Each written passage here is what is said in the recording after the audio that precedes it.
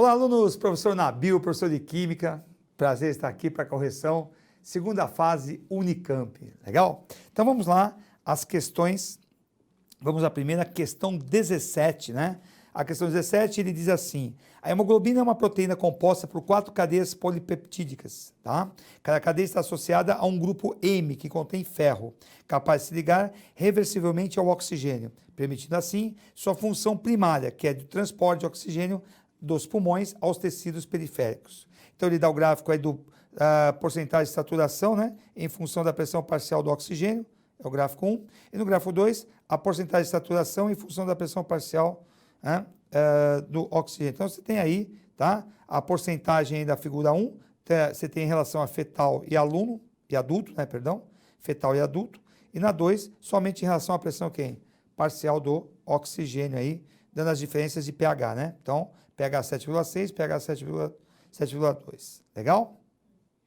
A figura 1 apresenta a curva de dissociação para duas hemoglobinas humanas, em adultos, linha tracejada, e fetais, linha sólida. Considerando elementos de equilíbrio químico e esse gráfico, indique qual hemoglobina tem maior afinidade com o oxigênio, adulto ou fetal. Justifique sua resposta.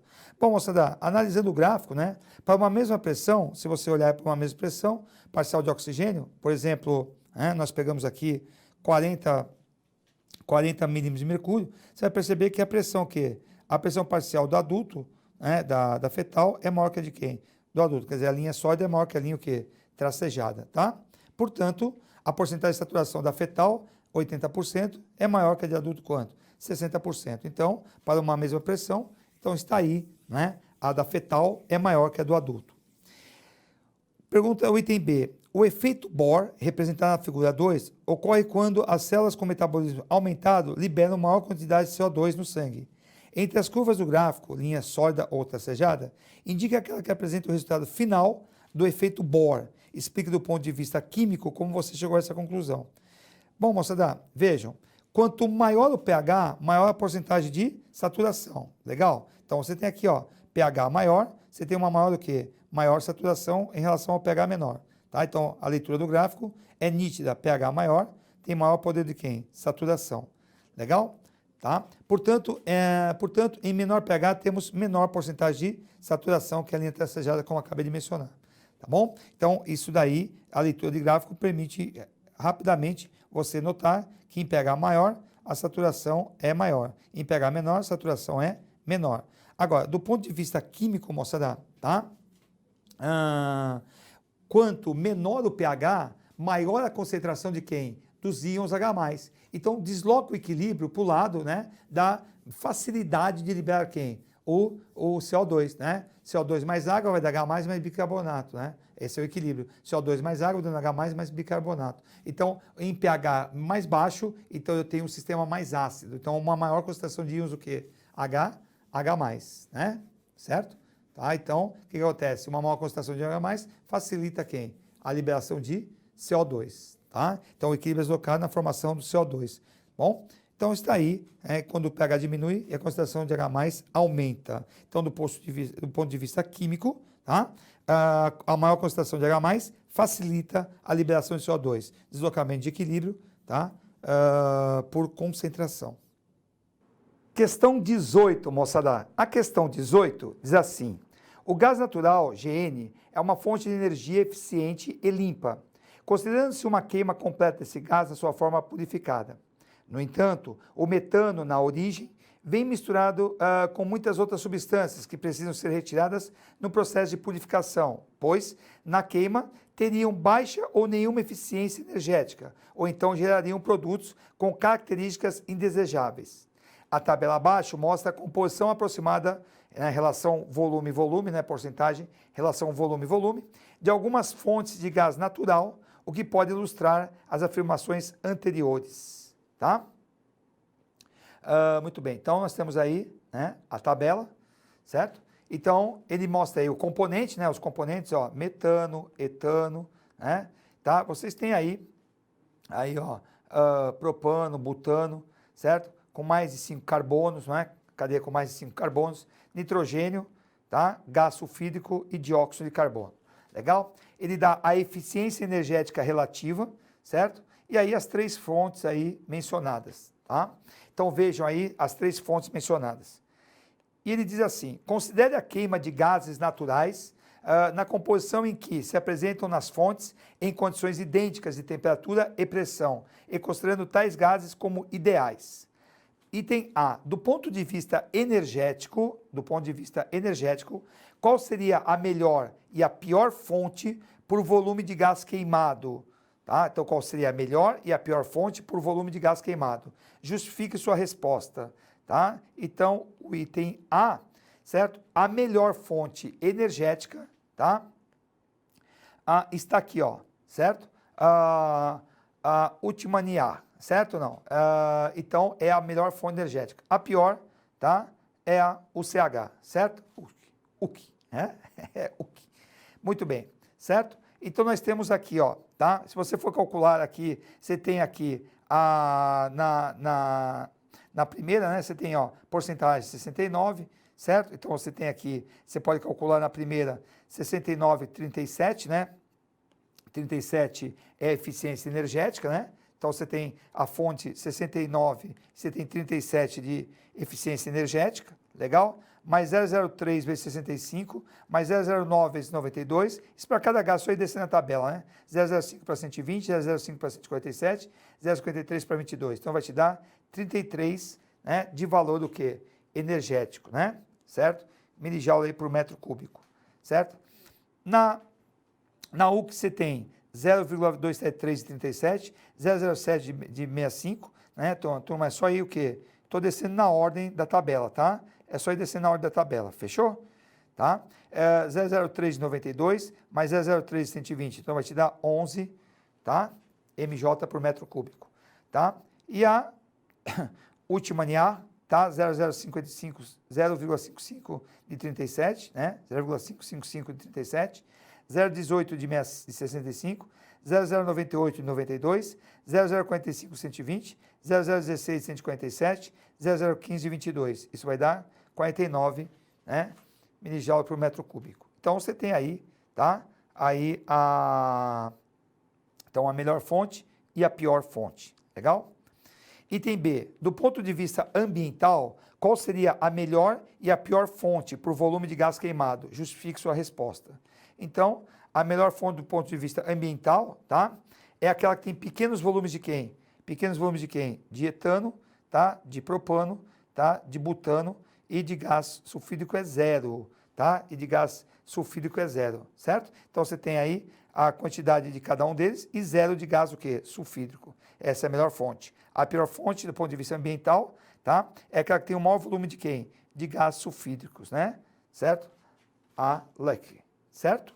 Então, a queima de gás sulfídrico produz SO2, né? A queima vai dar SO2, um dos principais gases responsáveis por quem? Pela chuva ácida. Então, do ponto de vista ambiental, o H2S é queimado, né, com a presença de oxigênio, e vai formar o dióxido de quem? De enxofre, que vai ser oxidado a trióxido de enxofre, em contato com a água do meio, vai dar ácido sulfúrico, então vai provocar a chuva ácida. Então tá aí a resposta da questão 18. Questão 19. Pesquisadores da Universidade de Nevada estudaram a utilização de pó de café e farinha de penas de galinha, fontes baratas de matéria-prima, abundantes e ambientalmente amigáveis na produção de biodiesel. Um dos estudos, os cientistas coletaram o pó de café e separaram o óleo nele contido. No processo de extração do óleo, o pó passou por um processo de secagem por 12 horas. Em seguida, foi aquecido por 1 hora com um solvente orgânico em ebulição e então filtrado para remover o sólido. O solvente foi separado do óleo por destilação. Em seguida, os cientistas usaram um processo barato de transesterificação para converter 100% do óleo em biodiesel. Então, ele dá aí para vocês, ó, dois gráficos, né? Dois gráficos de barra, tá? Porcentagem de óleo no resíduo, a porcentagem massa-massa, né? Então, porcentagem de óleo no resíduo. Estimativa de produção mundial de biodiesel, 10 elevado a 7 litros, tá? Então, vocês têm aí essa nas duas ordenadas, legal? Então, você tem o café, farinha de penas. Aqui você tem o café, farinha de penas.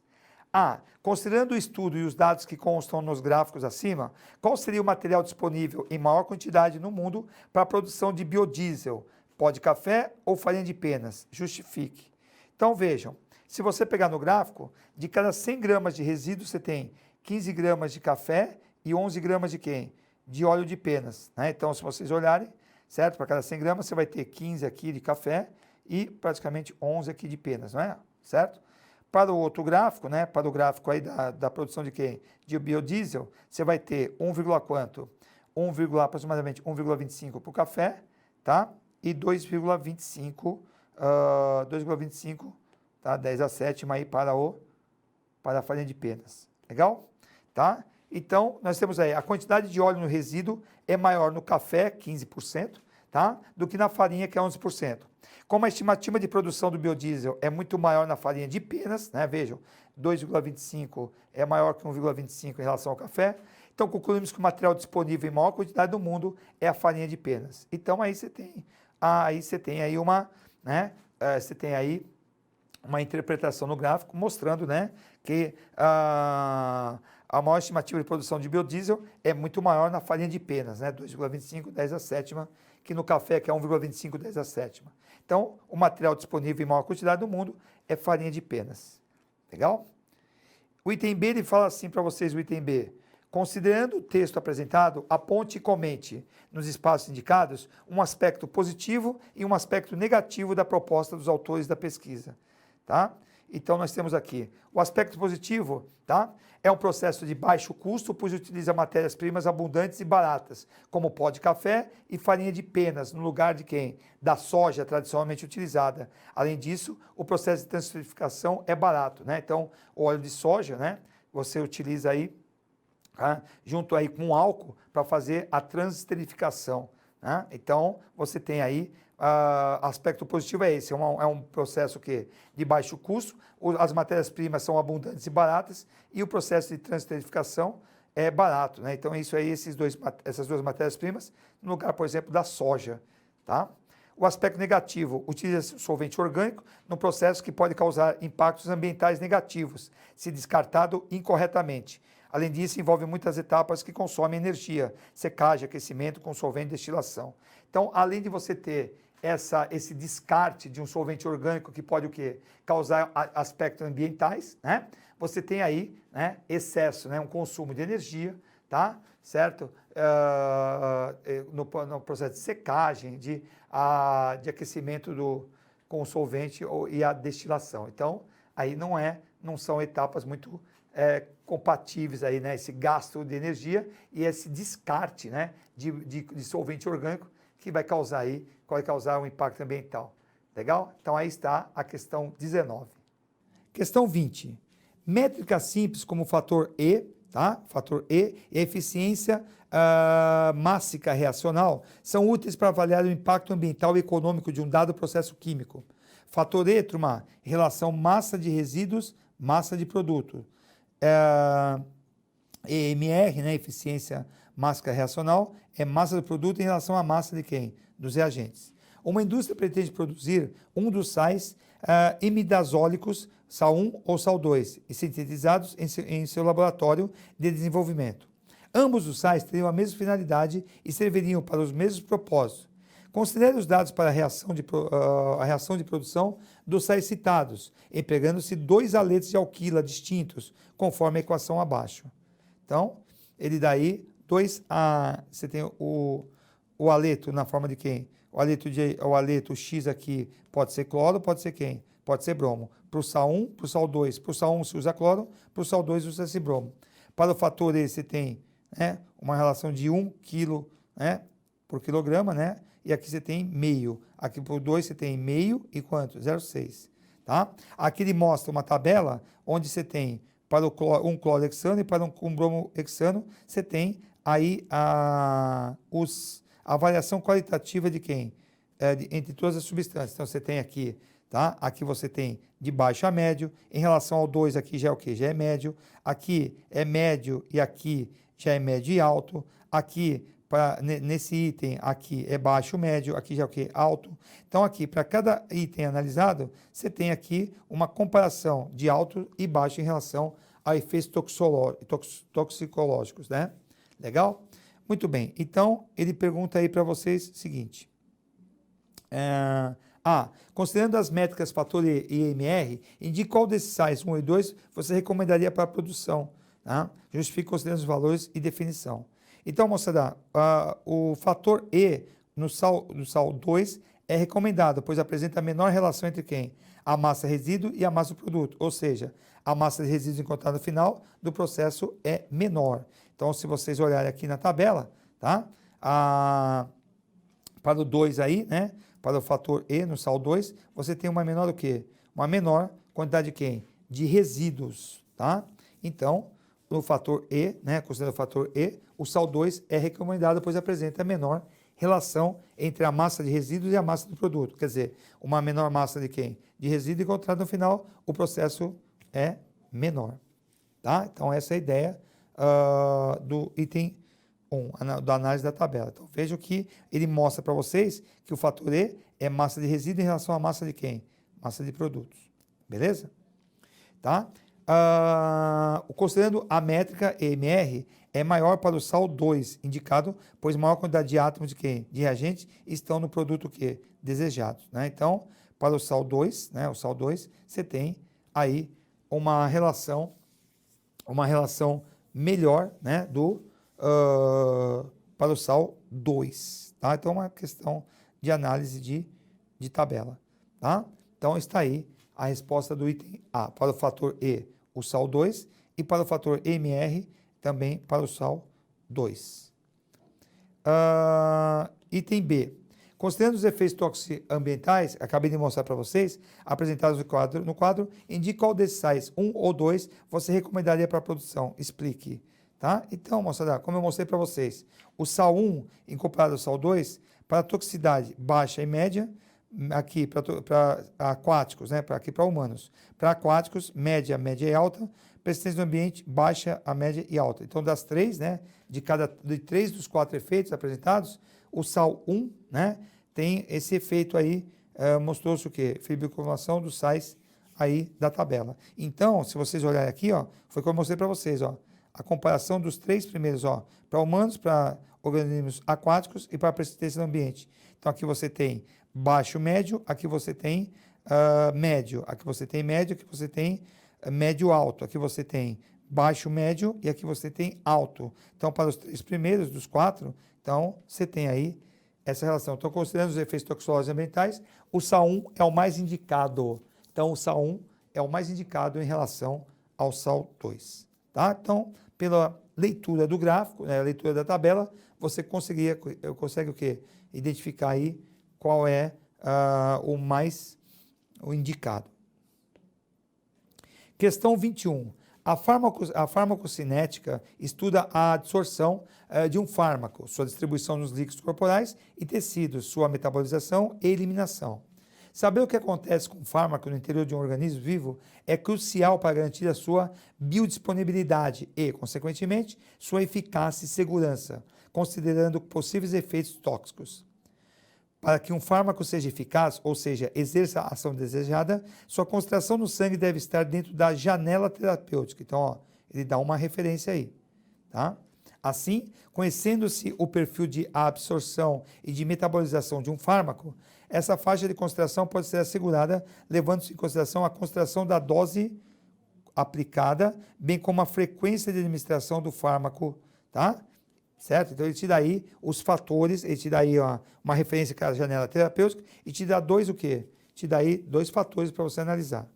Então, a figura mostra o seguinte, a figura mostra, tá? 3 o quê? 3 curvas, tá? Vejam que a 2 está dentro da janela terapêutica, a 3, ela passa a janela terapêutica e a concentração vai aumentando, certo? E na 1, você tem, o fármaco não atinge a janela e o tempo é maior. Então, aqui na 3 o tempo é mais curto, com uma maior concentração, e a 1 você tem uma menor concentração com um tempo maior. Tá? E a janela terapêutica aqui está dentro da janela terapêutica. Aí fala assim, considerando o enunciado, complete a tabela no espaço de respostas, associando as curvas do gráfico com o tipo de metabolismo normal, lento e acelerado. Justifique. Então, acabei de falar, né? A curva 1 é acelerado, pois o fármaco é metabolizado rapidamente, não atingindo o quê? A janela terapêutica. Tá? Então, vocês veem aqui que ó, ele absorve rapidamente, né? Certo? E não fica dentro da janela terapêutica, ele sobe, né, uma parte absorvida, e ele sobe, a concentração fica fora da janela terapêutica. A 2 é normal, fica dentro da janela terapêutica. Tá? Enquanto que a 1, a 2 é normal, e a 3, o metabolismo lento, pois o fármaco tem uma concentração, né, no caso da curva, na curva 1, né, então, como eu falei para vocês, né, na curva 1, o fármaco é metabolizado rapidamente, pois não atinge o quê? A janela terapêutica, né, então, aqui na janela 1, né, ele não atinge a janela terapêutica, né, e o tempo aí, né, num tempo muito rápido, não atinge a janela. O 3, né, na curva 3, tá, a curva 3, o metabolismo é lento, pois o fármaco tem uma concentração acima da janela, uma vez que não é metabolizado, tá, turma? Então, essa é a ideia. Então, a 3, como eu falei para vocês, ó, está acima da janela, não é metabolizado. Aqui não atinge a janela, 1 não atinge a janela, e o tempo aí, o tempo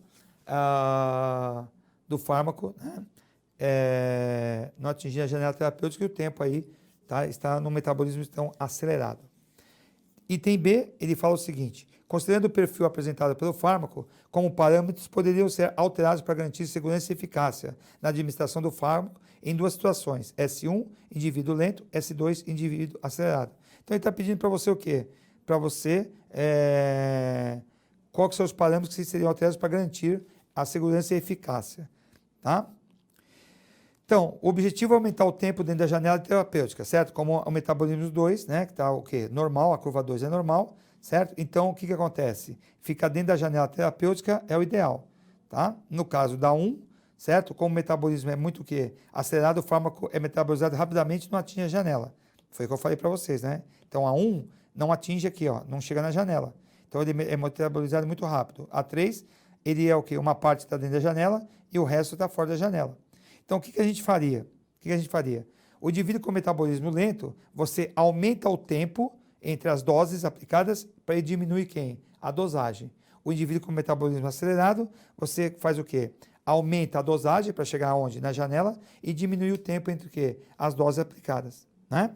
Então, o que acontece? Você tem aqui, né? Então, aqui você faz na 3 e na 1. Então, na 1, né? Na 1, certo? O indivíduo com metabolismo o quê? Lento, que é a curva 3, né? Então, para o metabolismo lento, que é a curva 3, como eu falei para vocês, tá? Você aumenta o tempo entre as doses e diminui a dosagem, né? Claro, como a concentração está acima da janela, você diminui o quê? A dosagem e aumenta o tempo, tá? Aí você tem uma curva parecida com a 2.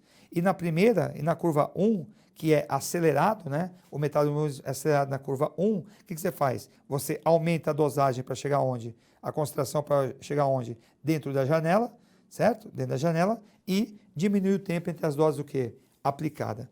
Então, aí você tem uma interpretação do gráfico. Legal? Questão 22. Um dos grandes desafios para a consolidação de um uso do hidrogênio como combustível é seu armazenamento seguro e em grande quantidade. O hidrogênio pode ser armazenado puro, como gás ou líquido. Atualmente, parece mais adequado armazenar o hidrogênio na forma de hidretos metálicos ou absorvido em materiais porosos, manoestruturados. Para que o armazenamento seja considerado eficiente, o material deve apresentar capacidade de armazenamento máxima em pressão constante e boa reversibilidade, ou seja, o armazenamento, a adsorção e a liberação, desorção, devem ocorrer em condições similares. Essas características do armazenamento podem ser observadas em um gráfico denominado isoterma de adsorção, que é uma curva de composição de hidrogênio no material. Então, você tem carbono, né, quilograma de H2, tá? Por quilograma de material em função da pressão. Então, você tem aí, né, o gráfico, né, pressão de quem? De hidrogênio em função de quem? Desse quilograma de quem? De hidrogênio, né? Do quilo do material por quilo de material, certo? Muito bem. A figura mostra a isoterma de 3 materiais que poderiam ser empregados para armazenar hidrogênio. Qual curva A, B ou C representa o melhor material para se armazenar hidrogênio? Justifique sua resposta. Então, moçada, a curva B, ela representa o melhor material, tá, para se armazenar o hidrogênio. Por quê? Pelas informações do texto, o armazenamento deve ser o quê? Eficiente, requer um material com máxima o quê? Capacidade de armazenamento e boa o quê? Reversibilidade ao mesmo tempo. O gráfico, né, para o gráfico, que eu vou mostrar. Para a pressão constante, B e C apresentam maior capacidade de armazenamento. Então, se vocês olharem, B e C apresentam maior capacidade do quê? De armazenamento de hidrogênio, tá? Certo? Porque as curvas estão aí bem nítidas, né, na B e C. E aí, o que acontece? Até quanto? Até aproximadamente 0,85 kg de hidrogênio por quilo de quem? De material, certo? Então, se vocês olharem, até mais ou menos aqui 0 quanto? 0,85 aqui, né, ó. Certo? De material aqui, ó. Beleza? Tá? Enquanto A, né, nem o quê? Enquanto A é cerca de quanto? 0,6 de hidrogênio por quilo de material, tá? Então, bem menos. Porém, a curva B possui melhor o quê? Reversibilidade, pois a absorção ocorre em condições mais o quê? Similares quando comparadas a quem? A C. Então, vocês têm aí, né, absorção e quem? E dissorção. Então, a curva B, né, vocês veem que é uma relação entre quem? Uma melhor o quê? Reversibilidade, pois a absorção e a dissorção ocorrem em condições o quê? Em condições bem o quê? Bem similares. Aqui não, né? Aqui já está mais, né, em condições mais espaçadas aí. Então, outra análise de gráfico aí. Legal? Item B. Um carro com motor a combustão interna consome 24 kg de gasolina, de densidade 700 kg por metro cúbico, ou 8 kg de hidrogênio para percorrer uma distância de 400 km. Tá? Adsorvido em um material intermetálico do tipo Mg2Ni, né? Tá? Então, você tem aí esse tipo de material. Considerando que a massa e o volume de um carro médio são aproximadamente... Então, ó, o volume, a massa e o volume de um carro médio são 6 metros cúbicos e 1.000 quê? E 1.000 quilos. Respectivamente, uma possível desvantagem, tá, dessa tecnologia alternativa estaria relacionada à massa ou ao volume relativamente ocupado pelo material intermetálico. Então, vejam, massa e volume, né? Então, você tem aqui o volume e a massa. Então, não está respectivamente aí, né? Tudo bem? Então, dados aí, capacidade de armazenamento de hidrogênio para esse material, 3,6 kg por 100 kg do material e a densidade de 3.400 kg por metro cúbico, certo? Então, ele pergunta assim, no item B, ele quer saber o seguinte, tá? Uma possível desvantagem dessa tecnologia alternativa seria relacionada à massa ou ao volume relativamente ocupado por esse material. Então, o que a gente vai... Primeiro, como ele deu a densidade, né? Tá? Como ele deu a densidade, então a densidade da gasolina é quanto? 700 kg por metro cúbico, tá? Certo? Como você vai queimar 24 kg de gasolina, então o volume é de 0,0 quanto? 34 metros cúbicos, que é bem menor que a capacidade do veículo, que é de 6 metros o quê? 6 metros cúbicos, né? Tá? Então é bem menor, é muito pequeno em relação a 100 metros cúbicos, tá? Já a massa de quanto? 24 quilos é um valor baixo em relação a quem? A 1.000 quilos de quem? Do veículo, tá? Bom, o cálculo da massa do material para 8 kg de hidrogênio necessários para percorrer os mesmos 400 km. Então, ele deu a relação de 3,6 kg para cada 1.000 kg do material, tá? Então, para 8 kg, você vai ter quanto? Uma massa de aproximadamente 222,2. Então, comparando aqui o volume, comparando quem? A massa, tá? Muito bem. O cálculo do volume transformando para quem? Para o volume, né? O hidrogênio para comparar com outro volume. Então, você tem a densidade de 3.400 kg por metro cúbico do material, que ele forneceu aqui, né? Está fornecido aqui, né? Ó, a densidade, ó. Aqui, a relação está aqui e a densidade está aqui no texto, né? São os dados do exercício. Então, você tem 222,2 kg, vai dar um volume de 0,065 metros cúbicos, que é menor, continua menor que o volume do quê? Estipulado aqui, em relação ao volume do veículo, que é o quê? 6 metros cúbicos, tá? Certo? Então, você tem aí um volume o quê? Também um volume pequeno. Mas a massa de 200 e quanto? 22 é considerada alta, né? Em relação a quem? A 1.000 kg do veículo. Então, vai dar mais ou menos aí, né? Vai dar aí uns 22% da massa do veículo, o que pode representar uma possível quê? Desvantagem dessa tecnologia alternativa. Então, moçada, usando aí a relação de quem? De densidade, né? A relação massa-volume, você compara aí os volumes e as massas aí, então você chega aí à conclusão que essa tecnologia utilizada há uma desvantagem em relação a quem? A 22% da massa, né, em relação ao hidrogênio. Legal? Tá? Então tá aí a resolução da prova da Unicamp aí, segunda fase. Legal, moçada? Até a próxima.